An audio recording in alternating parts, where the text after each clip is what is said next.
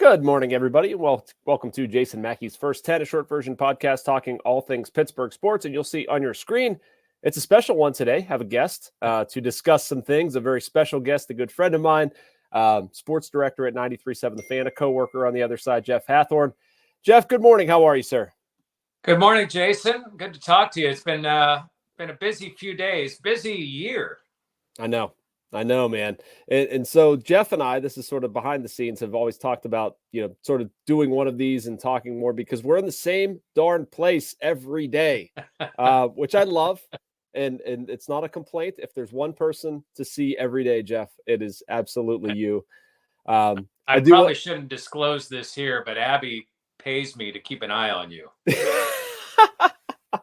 That's good. She might pay you to put up with me or something. Just get him out of the house. Go.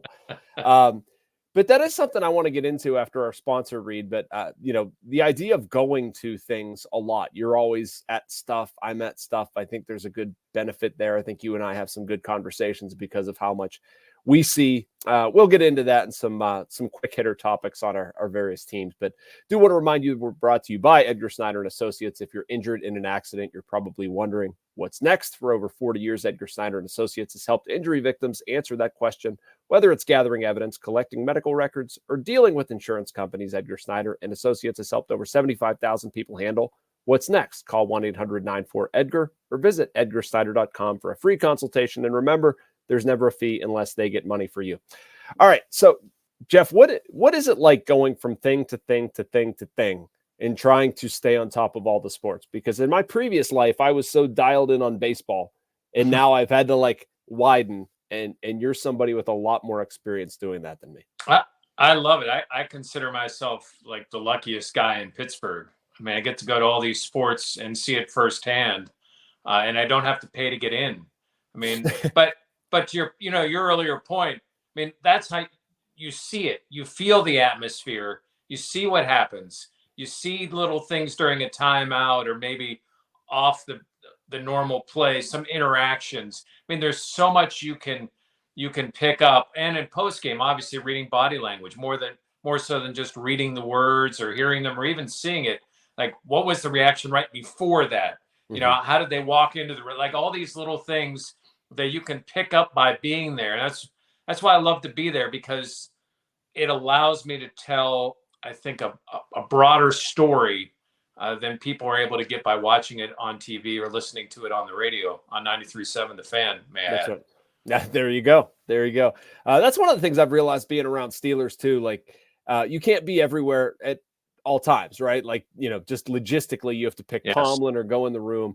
I do like going to Tomlin for that reason. Like, you get a feel, you get a flavor, you get an overarching, kind of how this went. And sometimes it feels redundant because we have Jarry might be there, Ray might be there. I'm also going to go, what am I really going to add? But I agree with you. It frames your perspective or feel as to what you saw.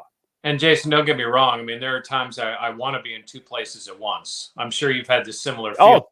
I want to talk to Tomlin after a game, but then I also want to see what's going on in that room just to get a feel for, what are different players' reactions? How are they handling different things? If they had a bad game, great game, whatever it might be. But there are sometimes you're limited by that, but you try to get to as much as you can.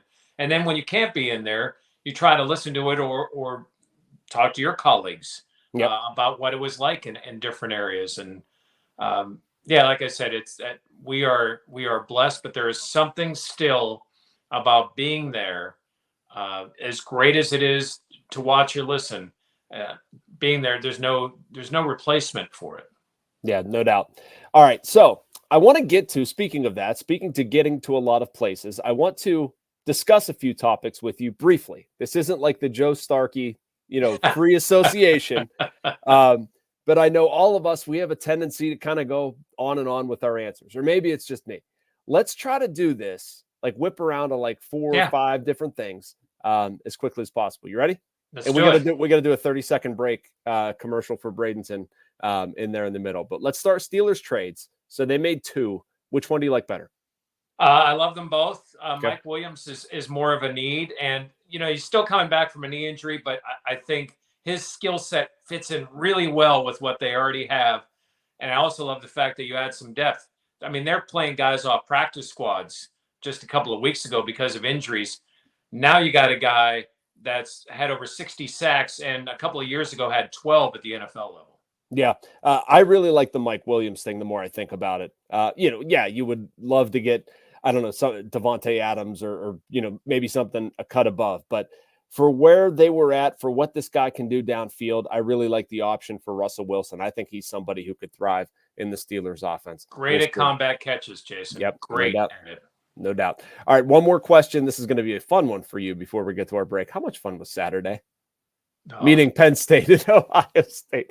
Proud Ohio State graduate, Jeff Hathhorn. I was going to say watching, unfortunately, that was not as great. Yeah, it was fun. I was actually away on vacation. But, wow. But watching it was, it was fun because I know a lot of Penn Staters and they're great people and it's a great program. It's a great matchup every time, but it makes it easier for me.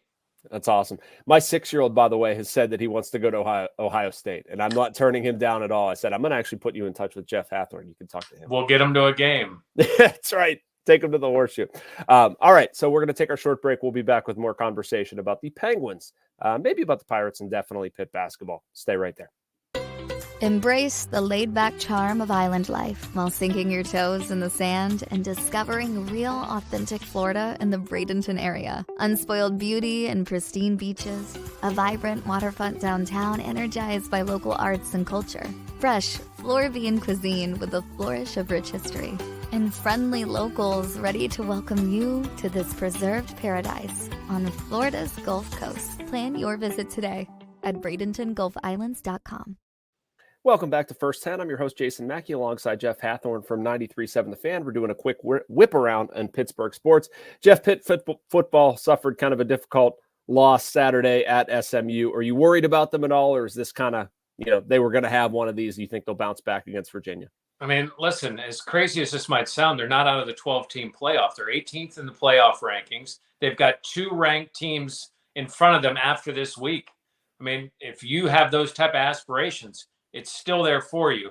I'm not going to say that like 7 wins is a win already this season, but considering where they were, what Pat Narduzzi has done is stop a slide. You don't want to see a 3-win season backed up with a 4 or 5 win season. I mean, they've locked into a bowl. They've locked into a winning season. Even if November goes south the rest of the month, they've stopped the slide. Yeah, I'm with you. Crazy stuff can happen. Who knows? There's going to be some weird loss by a team we didn't expect the rest of the way. And I also look at what plagued Pitt against SMU, and it's preventable stuff. Like, they're not that poor of a tackling team. I can see that improving. Yeah, they're probably going to need some help, but I think there's still plenty of positivity there. All right, so the last time we saw each other was at the Pete. We actually walked in together. No, we did not plan it with Chris Horner from the Trib. But Pitt basketball, they absolutely crushed Radford 96-56. I don't know how much we can sort of glean from that. I know there's a difference in competition. So I want to ask it this way, Jeff. They were picked to finish 7th in the ACC. Do you think Pitt finishes better than that or worse than that? I think a little bit better than that. I like their guards. That's why. I mean, Ish Leggett and Jalen Lowe, they're good guards. Damian Dunn is a tough, hard-nosed defensive guard who can match up against ACC guards.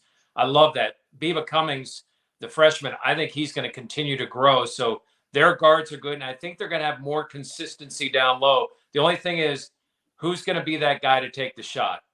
Blake Hinson has been that guy the last couple of years. Who's going to step up in those moments and make other teams pay? Yeah, I think this is a very deep roster. I wrote in my column yesterday, probably the deepest that Jeff Capel has had. I haven't heard any pushback from that. I've liked Cam Corrin, too, the transfer from Florida State. Ran it a lot through him. But yeah, some intriguing things. That's something Capel talked about after the Radford win, saying it's a different kind of 3-point shooting team. They might have several guys make a bunch. It's not necessarily Blake. And Jason, quickly, I mean, Guillermo, I think, has improved. Yeah, right. Yes. They were kind of like a fun story, but Guillermo, more so than Jorge, has become a pretty good threat or a guy that can make you pay if you're not paying attention to him. All right, last question, Jeff. Let's switch over to Penguins to finish it off. Tristan Jarry, their window to keep him in the AHL, it goes up or closes or whatever you want to say on Saturday. They're going to have to make a decision. What do you do here? I run him for a whole bunch of games and pray that he does well and then I look for any suitor that needs a goalie. Yeah, I don't think there's anything they can do. Like contractually, I don't think you can move them right now. I just worry if it goes poorly, you can't execute that trade. I mean, I think they have to give him an opportunity to play. You put him down in the AHL. You hope he builds his confidence, but it's a tough spot. They need to give him another shot, but I don't think you can sit around and wait for him to spin his wheels. And Jason, that defense hasn't been great in front of him. It hasn't just been all him. No Look doubt. at some of the shots that have been allowed. They've got to tighten that up in front of him. Jeff, we did it, man. 10 minutes. Thank you so much. Appreciate it. I will see you probably, I don't know, in like 30 minutes again. That's about our clip. But no, I'll see you at some point this week. Thanks so much. All right. Thanks, Jason. All right, guys. Thank you for watching First 10. Make sure you like and subscribe. You can get all of this content and so much more. We'll be back here same time, same place. Talk to you then.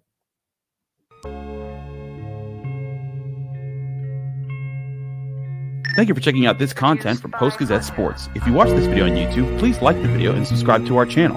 For all of the sports coverage the Post-Gazette has to offer, visit post-gazette.com.